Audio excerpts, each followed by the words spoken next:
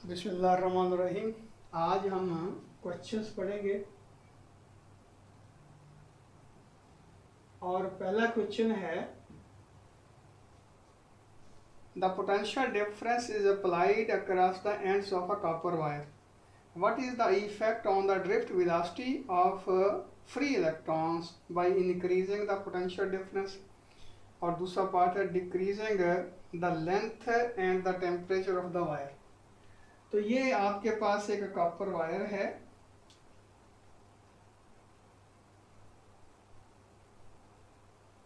इसकी लेंथ कह लें कि एल के इक्वल है। अब कहता ये है कि अगर हम यहाँ पे हमने इसको पोटेंशियल डिफरेंस से जोड़ा हुआ है, यानी कि बैटरी से जुड़ा हुआ है, जिसका पोटेंशियल डिफरेंस जो है कह लें कि वी के इक्वल है। अब देखें कि इसके अंदर जो इलेक्ट्रॉन मूव करते हैं उनकी ड्रिफ्ट वेलोसिटी हमने फाइंड आउट करनी है। तो वो किस तरह करेंगे? ये इलेक्ट्रॉन जो होते हैं इसकी जो मूवमेंट है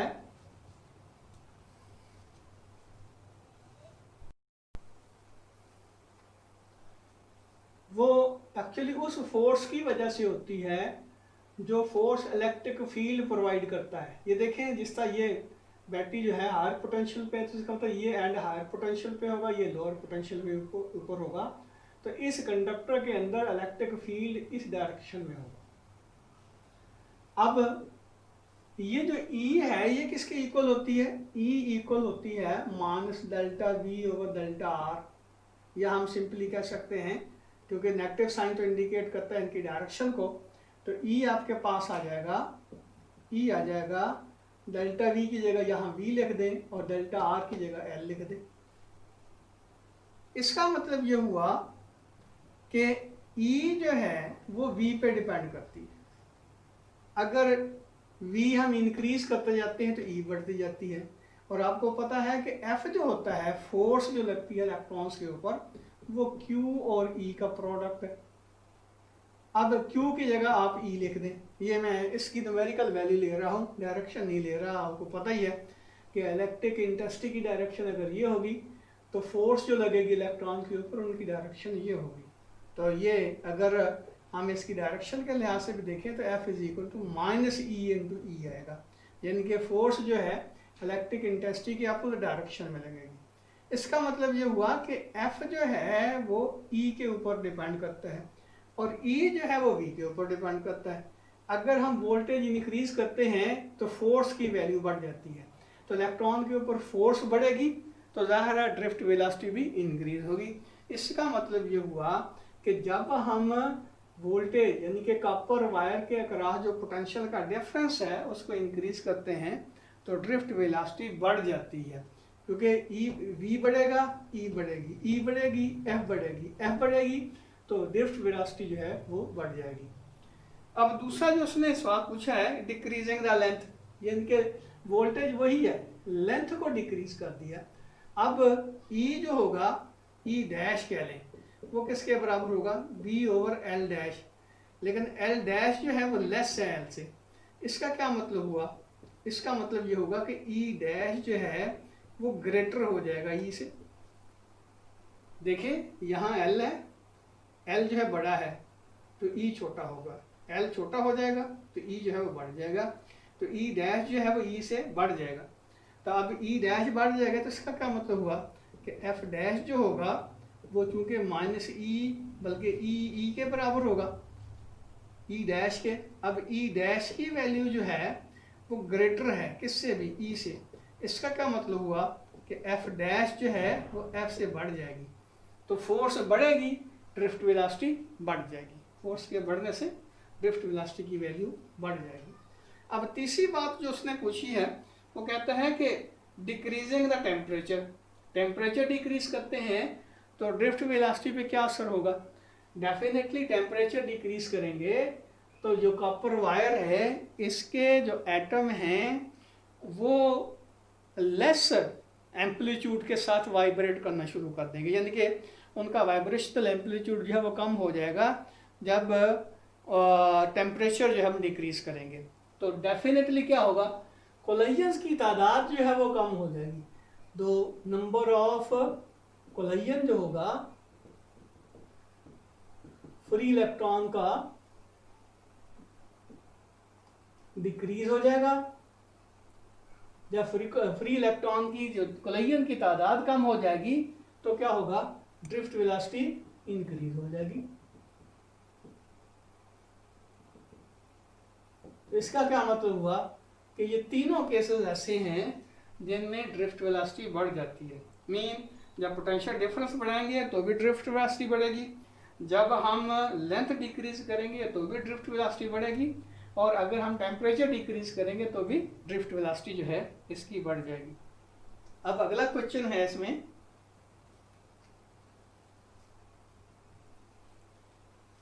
कहता है कि do bend in a wire affect it's electrical resistance, explain. कहता है कि एक वायर है आपके पास, अगर इसको बेंड दे देते हैं, यानी कि इसको इस तरह बेंड दे देते हैं, ऐसे बेंड दे दिए, तो क्या इसकी इलेक्ट्रिकल रेजिस्टेंस जो है उसमें कोई असर पड़ेगा? तो इसकी इलेक्ट्रिकल रेजिस्टेंस में कोई असर नहीं पड़ेगा।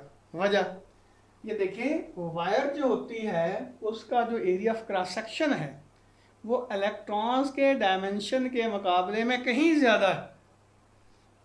यानी कि बिल्कुल ऐसे समझ लें कि एक बहुत बड़ी शाहराह है, बहुत बड़ी सड़क है, मोटरवे है, उसके ऊपर एक चींटी जो है वो चल रही है।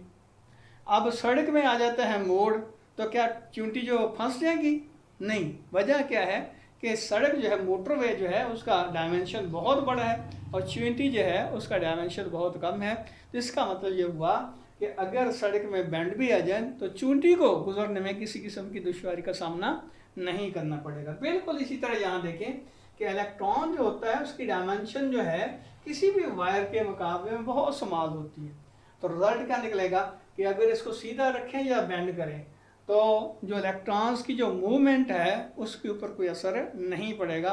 इलेक्ट्रॉन्स की मूवमेंट, फ्री इलेक्ट्रॉन्स की मूवमेंट के ऊपर जब कोई असर नहीं पड़ेगा, उसकी ड्रिफ्ट वेलोसिटी पे कोई असर नहीं पड़ेगा, तो डेफिनेटली क्या होगी, इसकी इलेक्ट्रिकल रेजिस्टेंस में भी कोई असर नहीं पड़ेगा। मैथमेटिकली भी इसको कह सकते हैं कि इलेक्ट्रिकल रेजिस्टेंस जो होती है वायर की वो रो एल ओवर ए के इक्वल होती है। अब यहाँ देखिए, ना तो हम area of cross section change कर रहे हैं, ना उसकी लेंथ चेंज कर रहे हैं, और ना ही मटेरियल चेंज कर रहे हैं। इसका मतलब ये हुआ कि इनमें से कोई भी चीज़ चेंज नहीं हो रही। जब कोई भी चीज़ चेंज नहीं होगी तो रेजिस्टेंस की वैल्यू भी चेंज नहीं होगी। इसका मतलब ये हुआ कि बेंड से इलेक्ट्रिकल रेजिस्टेंस पे कोई फर्क नहीं पड़ता। अब अगला ये क्वेश्चन है कि ये रेजिस्टर आपको दिए गए हैं, आपने इनकी रेजिस्टेंस की वैल्यू फाइंड आउट करनी है। तो ये कलर कोड जो हमने पढ़े थे उनके मतलब ये क्वेश्चन है। तो ये इसकी वैसे तो आप प्रैक्टिस करें, मैक्सिमम किसी किस्म का भी आपको रजिस्टर दे दिया जाए, उसके किसी किस्म के भी कलर हों तो आपको वो आना चाहिए। तो इसमें ये देखें, चलो ये कहता है कि ये आपके पास एक रजिस्टर है, इसमें जो पहला बैंड है वो है ब्राउन, ये है ब्राउन। दूसरा बैंड है ग्रीन, ये है ग्रीन। और तीसरा बैंड जो है वो है रेड। और चौथा बैंड जो है वो गोल्ड है, ये है गोल्ड। तो आपने इसकी रेजिस्टेंस मालूम करनी है। तो देखें, आपको वो जो हमने सेंटेंस बना के दिया था, Baby Roy Great Britain very good by Havemann, तो ये क्या बनता है, ब्राउन का ब्लैक, ये देखें black, brown,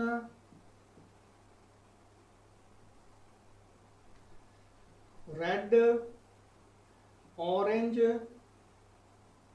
yellow, green, blue, violet, grey, white. तो ब्लैक का पहला डिजिट आएगा, ब्राउन आ जाएगा 1। फिर ग्रीन, ग्रीन के कितने हैं, 0 1 2 3 4 5। और रेड के कितने 0 हो जाएंगे, 2 0 होगा। इसका क्या मतलब हुआ इसकी जो रेजिस्टेंस होगी वो 1500 ओम होगी।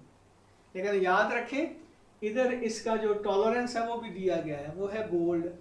तो गोल्ड का क्या मतलब हुआ, इसकी जो टॉलरेंस है 5% है, तो ये आ जाएगा 1500 मल्टीप्लाई बाय 5%, तो ये 1575।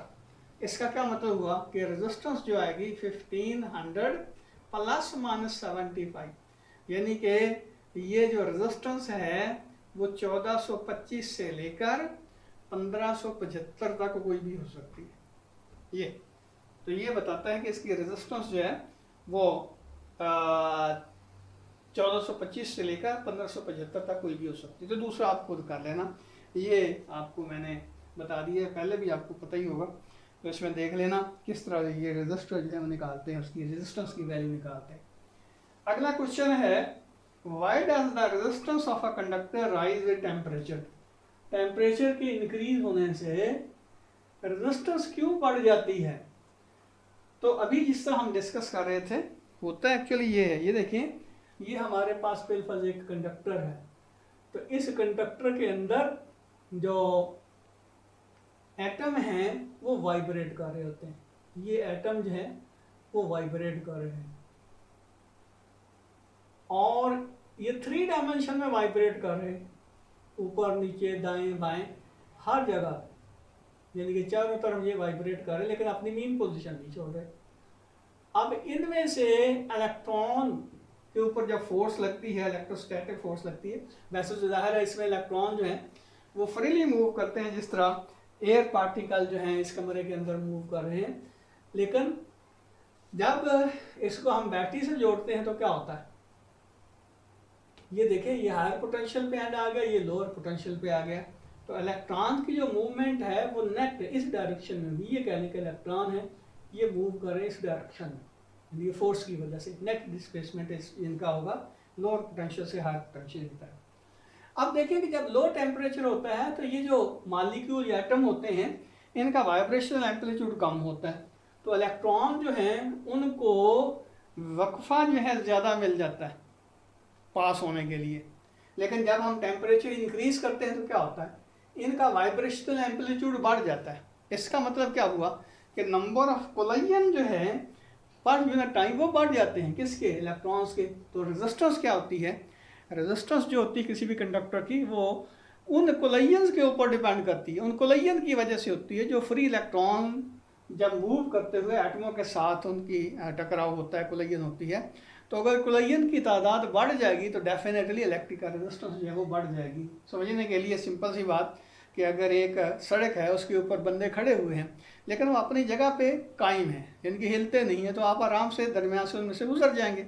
लेकिन अगर वो भागना शुरू कर देते हैं इधर उधर तो डेफिनेटली आपके कोलिजन के चांसेस जो हैं वो ज़्यादा हो जाएंगे, जिसकी वजह से आपको गुजरना जो है वो मुश्किल हो जाएगा। बिल्कुल इसी तरह जब हम टेम्परेचर जो है इंक्रीज करते हैं तो ये जो एटम होते हैं उनका वाइब्रेशनल एम्पलीट्यूड बढ़ जाता है, इलेक्ट्रॉन्स के साथ फ्री इलेक्ट्रॉन्स के साथ उनकी कोलिजन की तादाद बढ़ जाती है, तो रेजिस्टेंस जो है इलेक्ट्रिक का रेजिस्टेंस जो है वो कंडक्टर की वो इंक्रीज हो जाती है। अगला क्वेश्चन है what are the difficulties in testing whether the filament of a lightened bulb obey Ohm's law. अब देखिए कि एक बल्ब जो है हमने ये देखना है कि क्या वो ओहम लॉ को ओबे करता है या नहीं करता। तो इसको टेस्ट करने के लिए हमें जो डिफ़िकल्टीज़ का सामना करना पड़ता है, जो मुश्किलात का सामना करना पड़ता है वो क्या। तो बेसिकली हमने ये देखना होता है कि वोल्टेज यानी कि ये हमारे पास बल्ब है, इसके अक्रॉस हम वेरिएंग पोटेंशियल डिफरेंस जो है वो अप्लाई करते हैं। चलो इस तरह बना लें, ये आपके पास रियोस्टेट है, यहाँ जो है आपने बल्ब लगा दिया है और इसका ये टर्मिनल जो है यहाँ स्लाइड करता है, तो डेफिनेटली इसको स्लाइड करेंगे तो इसके क्रॉस वोल्टेज जो है वो इंक्रीज या डिक्रीज होगी। अब यहाँ जो है हम एक वोल्टमीटर लगा देते हैं और यहाँ एम्पेयर मीटर लगा देते हैं। तो एम्पेयर मीटर और वोल्टमीटर से हम क्या करते हैं, करंट और वोल्टेज जो है वो मेजर करते हैं। तो इधर वोल्टेज इंक्रीज हो रही है, इधर करंट इंक्रीज हो रहा है। तो अगर इनका ग्राफ या स्ट्रेट लाइन आता है वोल्टेज और करंट का तो हम कहते हैं कि बल्ब जो है वो ओहम लॉ को ओबे करता है। अगर स्ट्रेट लाइन नहीं आता तो इसका मतलब ये होगा कि ओहम्स लॉ को ओबे नहीं करता। अब सवाल ये नहीं है कि ये ओहम लॉ को ओबे करता है या नहीं करता, सवाल ये है कि हमें कौन कौन सी मुश्किलात का सामना करना पड़ेगा। तो इसमें मुश्किलात तो इतनी ऐसा जो मैं समझता हूँ कि नहीं है। आप कोई भी बल्ब ले लें, उसके अक्रॉस जो है, उसके पैरेलल जो है आप वोल्टमीटर लगा दें, और उसके थ्रू जो करंट पास होता है उसके लिए हम एम्पेयर मीटर लगा देते हैं। तो डेफिनेटली क्या होगा, अगर ये वोल्टेज वेरी करती है और करंट और वोल्टेज हम रिकॉर्ड कर लेते हैं और उसका ग्राफ ड्रा करते हैं, तो हम देखते हैं कि ये स्ट्रेट लाइन आता है या नहीं आता। तो वैसे हम पहले भी डिस्कस कर चुके हैं कि चूंकि इसका ग्राफ जब स्ट्रेट लाइन नहीं आता, जब वेरी हाई टेम्परेचर हो जाता है, बल्ब जो है वो ग्लो करना शुरू कर देता है, तो टेम्परेचर के इंक्रीज होने से कंडक्टर की जो रेजिस्टेंस होती है वो बढ़ जाती है। तो रिजल्ट क्या निकलता है कि वोल्टेज हम इंक्रीज करते हैं लेकिन करंट उस लेवल से इंक्रीज नहीं होता, तो ये इस तरह बेंड हो जाता है। ग्राफ जो है वो स्ट्रेट लाइन नहीं आता बल्कि इस तरह बेंड हो जाता है। इसका मतलब ये हुआ कि हमारा बल्ब जो है वो ओहम्स लॉ को ओबे नहीं करता। अगला क्वेश्चन है, is the filament resistance lower और higher in a 500 watt 220 volt light bulb than in 100 watt 220 volt bulb. यानी कि आपके पास दो बल्ब है, एक है 500 वाट का और एक है 100 वाट का। तो आपने बताना है कि रेजिस्टेंस किसकी ज़्यादा है, यानी कि किस बल्ब के फिलामेंट की रेजिस्टेंस जो है वो ज़्यादा है। तो डेफिनेटली हमें पावर, वोल्टेज और रेजिस्टेंस के दरमियान रिलेशन का पता होना चाहिए। तो ये देखें,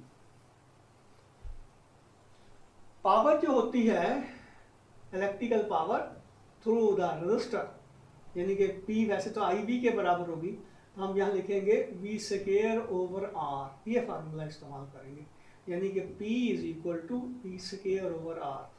अब इसका क्या मतलब हुआ कि R = V²/P। इसका मतलब ये हुआ कि R और P एक दूसरे के इन्वर्सली प्रोपोर्शनल है, क्योंकि V जो है वो कांस्टेंट है। अब जिसकी पावर कंजम्पशन ज़्यादा होगी उसकी रेजिस्टेंस कम होगी, जिसकी पावर कंजम्पशन कम होगी उसकी रेजिस्टेंस ज़्यादा होगी। तो हम इसको कैलकुलेट भी कर सकते हैं, कैसे कि R 500 वाट = V² 220 इसका स्क्वायर डिवाइडेड बाई P 500 आ जाएगा। तो इसको सॉल्व करें, और इसी तरह R 100 वाट = 220/100, इसको सॉल्व करें तो डेफिनेटली ये 500 से डिवाइड हो रहा है तो इसकी रेजिस्टेंस कम होगी, ये 100 से डिवाइड हो रहा है इसकी रेजिस्टेंस जो है वो ज़्यादा होगी। तो ये सिंपल बात समझें कि वो अप्लायंसेस जिनका लोड कम होता है, मिसाल के तौर पर ये LED बल्ब हो गया, तो उनकी रेजिस्टेंस ज़्यादा होती है, उसमें से करंट कम फ्लो होता है, और उसके मुकाबले में जिन अप्लायंसेस का लोड ज़्यादा होता है, फॉर एग्जांपल AC हो गया, तो उनकी रेजिस्टेंस जो है वो कम होती है, करंट ज़्यादा फ्लो होता है। तो यहाँ भी देखिए कि 500 वाट में करंट ज़्यादा फ्लो होगा, और ज़ाहिर है करंट क्यों ज़्यादा फ्लो होगा कि रेजिस्टेंस कम है, और 100 वाट में कम करंट फ्लो होगा, इसका मतलब इसकी रेजिस्टेंस जो है वो ज़्यादा है। अब describe a circuit which will give a continuously varying potential. आपने एक ऐसा सर्किट बताना है जो कि वेरिइंग पोटेंशियल जो हमें प्रोवाइड कर सकता है। तो ये आप ऐसे करें कि ये ले ले रियोस्टेट वाला सर्किट, ये हमारे पास आ जाएगा V। अब ये देखें, ये पॉइंट कह लें कि B है, ये A है और ये C है, यानी रियोस्टेट के साथ आपने बैटरी लगा दी, और ये उसका टर्मिनल है जो स्लाइड हो सकता है। अब B और C के दरमियान जो वोल्टेज होगी VBC, वो किसके इक्वल होगी, कह लें कि इसकी रेजिस्टेंस जो है वो R के इक्वल है। तो इसका, और यहाँ से लेकर यहाँ तक जो वायर आती है इसकी रेजिस्टेंस R के बराबर। तो हम कह सकते हैं कि यहाँ से VBC जो होगा वो होगा I और R का प्रोडक्ट, लेकिन यहाँ I किसके बराबर होगा, ये देखिए ये वोल्टेज सोर्स है जिसकी वोल्टेज जो है वो V के बराबर और रेजिस्टेंस R के बराबर है। तो ओहम लॉ के मुताबिक I जो होगा वो V/R होगा। तो यहाँ इसकी वैल्यू पुट कर दें V/R × R। अब यहाँ देखें कि VBC जो है वो R के ऊपर डिपेंड करता है। इसका क्या मतलब हुआ कि C जो है जब नीचे की तरफ लाते जाएंगे R की वैल्यू कम होती जाएगी, VBC की वैल्यू बढ़ती जाएगी। यहाँ वोल्टेज बढ़ती जाएगी। और इसी तरह आप सी को ऊपर की तरफ लेते जाएंगे तो क्या होगा, ये लेंथ जो है वो इंक्रीज होती जाएगी, तो रेजिस्टेंस की वैल्यू, ये आर की वैल्यू बढ़ती जाएगी, तो वी बी सी की वैल्यू भी बढ़ती जाएगी। यानी कि आप रियोस्टेट की मदद से ये सर्किट जो है वो बना सकते हैं। अगला क्वेश्चन है, explain why the terminal potential difference of battery decreases when the current drawn from it is increase. यानी कि टर्मिनल पोटेंशियल डिफरेंस डिक्रीज क्यों होता है बैटरी का, जब हम उसमें से जो करंट ड्रा करवा रहे हैं उसकी वैल्यू जो है वो बढ़ जाती है। तो इसको कई तरीके से आप एक्सप्लेन कर सकते हैं। मैं इसको दो तरीकों से एक्सप्लेन करने की कोशिश करूंगा। हमने पढ़ा था कि बैटरी जो होती है वो प्योर ईएमएफ सोर्स नहीं होता, बल्कि उसमें दो चीज़ें होती हैं, एक ईएमएफ और दूसरा उसकी इंटरनल रेजिस्टेंस। अब ये देखें, इसके साथ बैटरी के साथ हमने एक्सटर्नल रेजिस्टेंस लगा दी, ये अब ये आर है, ये ई है, और इस ई की वजह से इसमें करंट फ्लो हो रहा है आई। तो ये देखिए ई किसके बराबर होगा, वो I R plus I R के बराबर होगा। यानी कि करंट जो है इसमें से भी फ्लो हो रहा है, इसमें से भी फ्लो हो रहा है।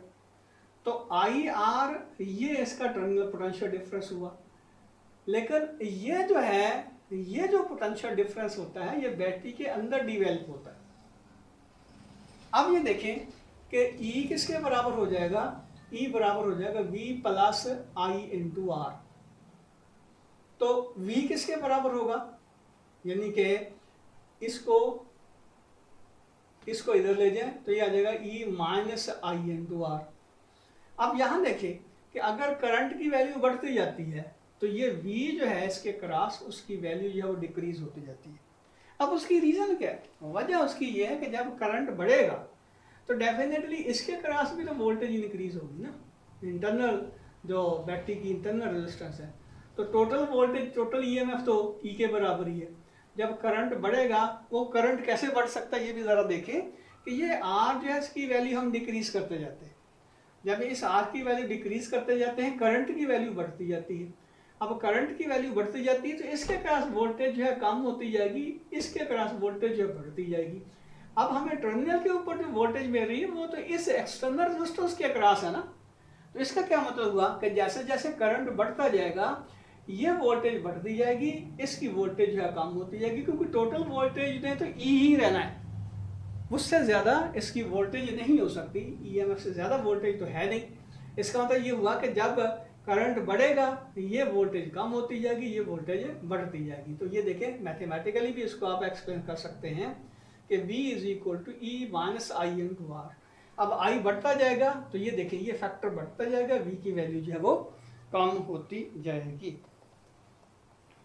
अगला क्वेश्चन है कि what is a Wheatstone bridge, how can it be used